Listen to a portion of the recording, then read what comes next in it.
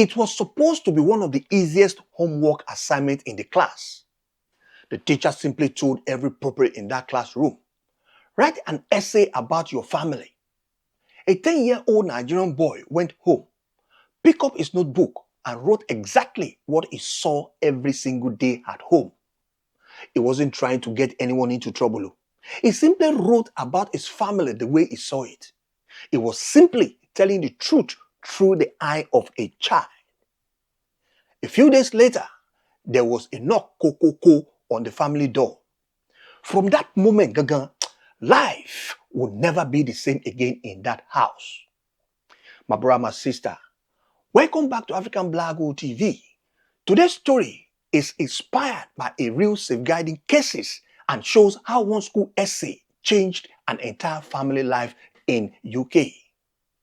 The family had been living in the United Kingdom for a few years. Like many parents, they worked hard, paid their bills, and did everything they could to give their son a better future. One afternoon, the boy came home excited and told his parents about his homework. His father smiled and told him, honestly, to write something nice about the family. His mother reminded him to finish it before the bedtime. This boy agreed, and he did exactly what he had in his head. To them, it was just another school assignment. They had no idea that a few pages written by a 10-year-old boy would soon turn their life upside down. Is it in the good way or in the bad way? Follow me to the end of this story. That same evening, the boy sat quietly in his room and began to write. He didn't even try to impress his teacher or even make up any stories. He simply wrote about his family the way he saw it. He wrote about the argument at home, the days his parents stopped talking to each other, and how he wished they could all sit together and laugh again. When this 10-year-old boy finished writing this essay, he folded the paper, put it inside his school bag, and went straight to bed, believing he had done exactly what the teacher asked him to do. The next morning, he handed the essay to his teacher and forgot all about it. But as the teacher read through this paper later that day, one part of the essay made her stop. She read it again, looked across the classroom at this little boy, and realized this was no longer just another homework assignment. The following afternoon, the boy was asked to stay behind after class. His teacher spoke to him gently and asked a few simple questions about what he had written. He answered them the same way he had written the essay, without even thinking anything was wrong. After that conversation that day, the school followed its safeguarding procedure and shared their concern with the local authority. Before we continue, my people, it is important to know that this isn't just a made-up story. In the UK, teachers have a legal duty to report concern if they believe a child may be at risk. Over the years, there have been real cases where something a child said or wrote at school led to safeguarding investigation. A few days later, they will knock on the family door. When the parents opened it, two social workers were standing outside. At first, they thought there must have been a mistake somewhere. Maybe this is the wrong address. They had no idea that their son's homework had started a conversation that was now sitting right at their doorstep.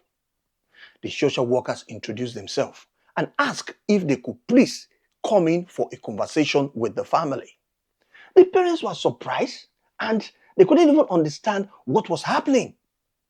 After a few minutes, they were told that concern had been raised about their son's welfare at school.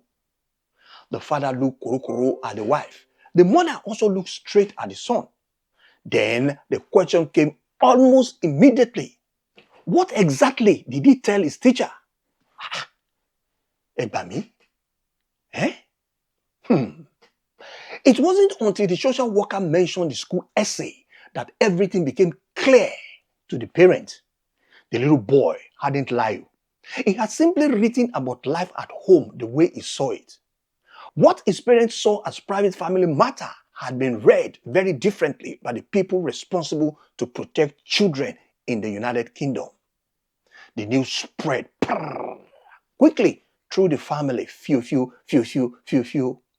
Relatives from Nigeria, they started calling, started making phone call. Oh my God, well, hey, I hope they will not take your child. Oh, hey, let's pray. Each one of them, they've got their own different opinion on this matter.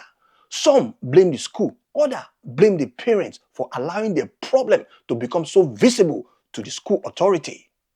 The father couldn't understand how a simple school essay had brought social worker to his doorstep, while the mother quietly began to realize that the little boy had only written about the life he was living. As the day passed, the family attended meeting. They answered questions and they worked with the authority together. It was a difficult period for everyone, but it also forced them to face problems they had been ignoring for a very long time at their family home. For the first time, they stopped arguing about what to blame, who to blame, and they started thinking about what their son had been trying to say all along. Over the following week, social worker now continued visiting the family. They spoke with the parents, they spoke with the little boy, and even the teacher to understand what life at home was really like with this family. After completing their assessment, they now decided that the boy did not need to be moved from the parents' house. Hallelujah. Instead, the family was asked to work with the local authority and accept support to improve things at home.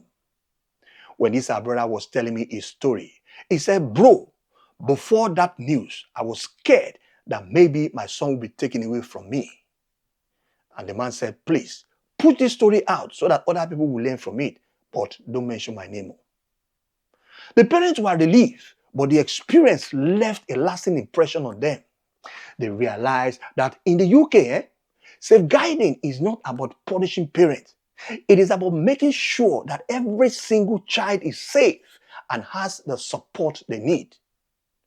What they had dismissed as ordinary family argument had looked very different through the eye of their son. Life slowly returned to normal at that home, but the family never forgot how one school essay changed everything.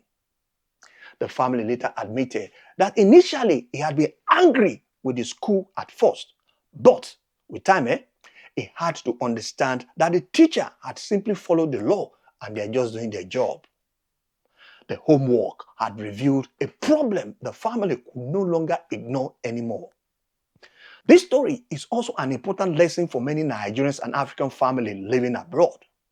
Back home in Africa, many children are taught that what happened inside the home should never be discussed with outsiders. But in a country like the UK, teacher, doctor, and social worker have a legal duty to act if they believe a child may be at risk. A child who speaks honestly at school is not betraying the family.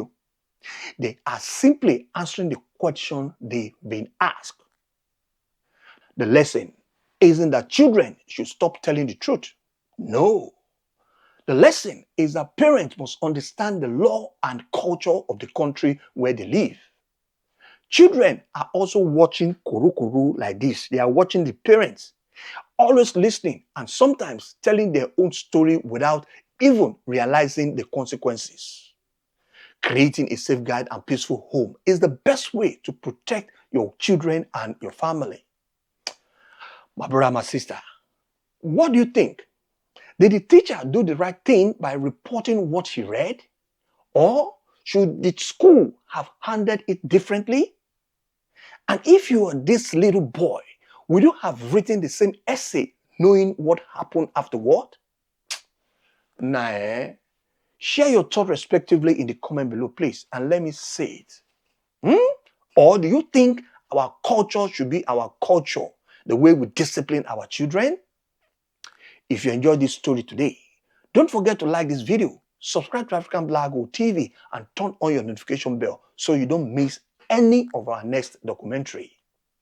Thank you for watching this video, and at the same time, God bless you guys, and I'm going to see you guys in the next one.